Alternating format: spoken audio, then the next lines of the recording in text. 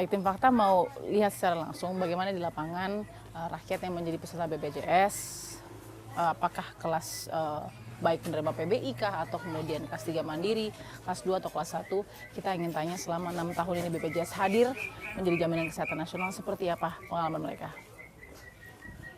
Isi Bu, namanya siapa Bu?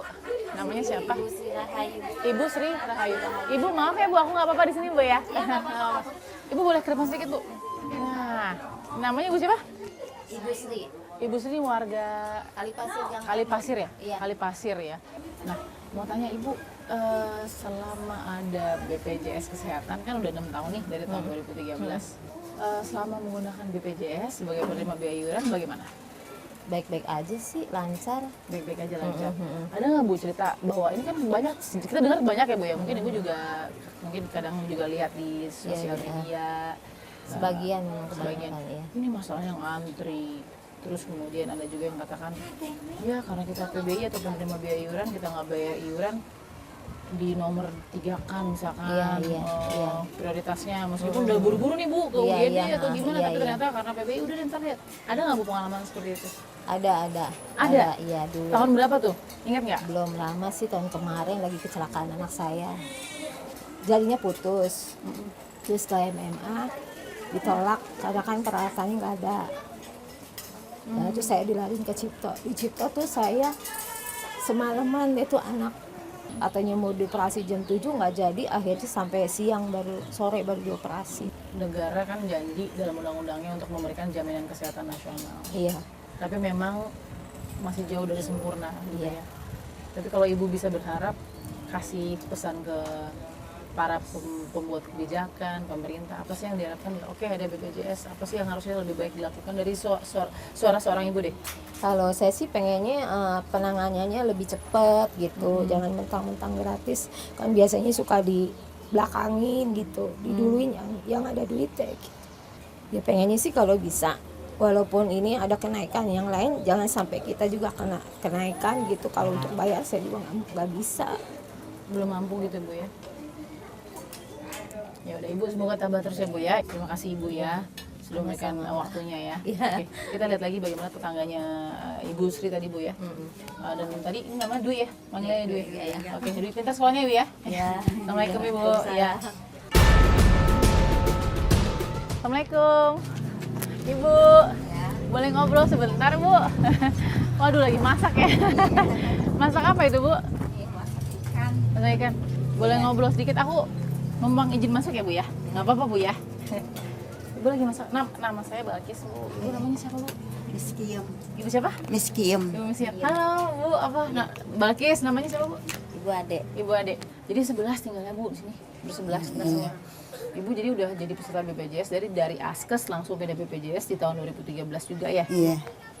Gimana Bu pengalamannya selama menjadi peserta BPJS penerima biaya iuran ya Ibu ya berarti ya? Enggak bayar. Nggak, iya kan Enggak. penerima biaya iuran artinya kelas yang kemudian disubsidi Iya. menerima biaya. Nah, Iya.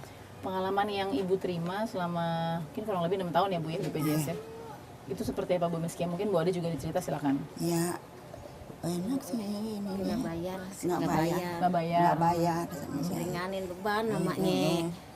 Keadaan gaji cuma 1.100.000. Kalau saya tanya cukup apa enggak, pasti nggak cukup. Tapi alhamdulillah cukup-cukup aja Ibu ya jadinya. Alhamdulillah. Nah, selama jadi peserta BPJS itu Ibu Ade dan juga Ibu Miskim, pernah nggak ada yang sakit agak serius misalnya dari 11 orang ini, terus kemudian harus menerima pelayanan seperti apa, mungkin bisa berbagi nggak? Ini kan perbaikan juga. Siapa? Mas saya sakit gula, udah parah banget, udah tinggi, udah Berapa Bu ini gulanya Bu? 400, 417. Oke. 417, terus dibawa ke rumah sakit, Terus Bu? bilang nggak ada kamar, nungguin 3 hari kemudian. Saya akhirnya pura-pura mau bayar aja, akhirnya baru diterima.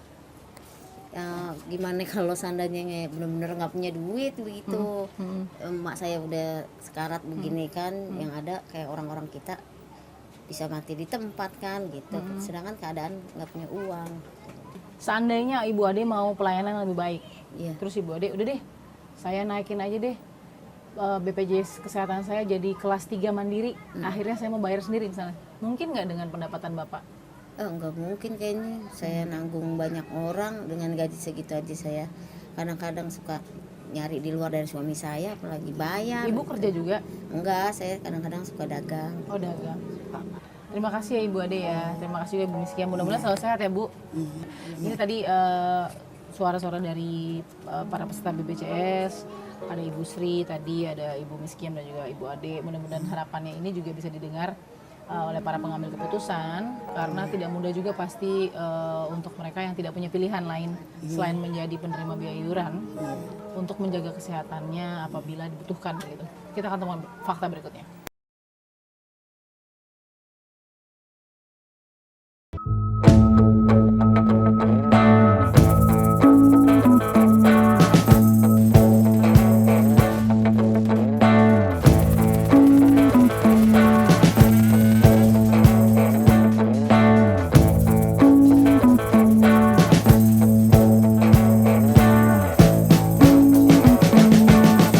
Evaluasi ya Pak dari Kemenkes juga karena sebagai pemegang database PBI, keakurasian tepat sasaran penerima PBI itu sejauh apa saat Kalau ini? tidak akurasi itu kami bersihkan.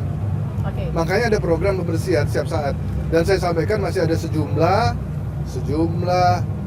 orang penerima data penerima bantuan PBI yang akan kami bersihkan.